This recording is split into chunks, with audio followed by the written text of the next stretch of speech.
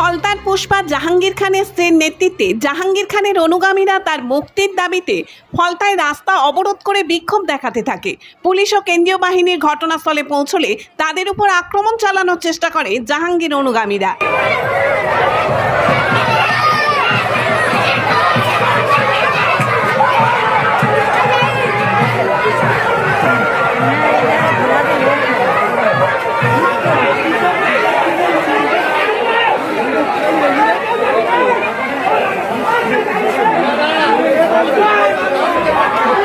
এবার তাদের বিরুদ্ধে কড়া বার্তা দিলেন মুখ্যমন্ত্রী। যারা পুলিশ এবং কেন্দ্রীয় বাহিনীর উপর চড়াও হয়েছিলেন তাদের সম্পত্তি বাজেয়াপ্ত করে নিলামের বার্তা দেন তিনি পুলিশকে নির্দেশ দেন হামলাকারীদের একজনও যেন বাড়িতে না থাকে।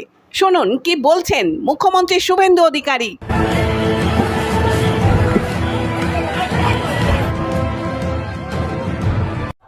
এখানে কিছু লোক একজন মাফিয়া স্ত্রীর নেতৃত্বে পুলিশ এবং প্যারামিলিটারিকে আক্রমণ করতে গেছিল।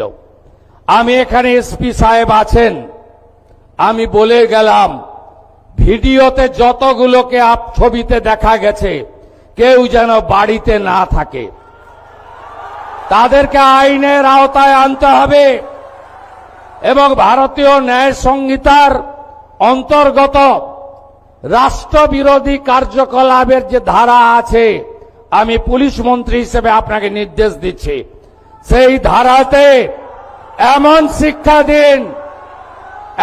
শিক্ষা দিন যাতে কোনোদিন কোন পুলিশ সরকারি কর্মচারী প্যারামিলিটারি যারা এসেছেন আমাদের সাহায্য করতে তাদেরকে কেউ আক্রমণ করার সাহস না রাখে।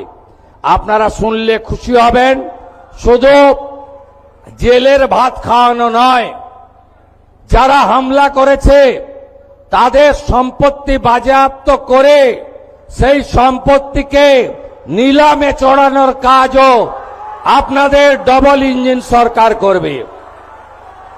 আইনের শাসন প্রতিষ্ঠা করাই আমাদের লক্ষ্য।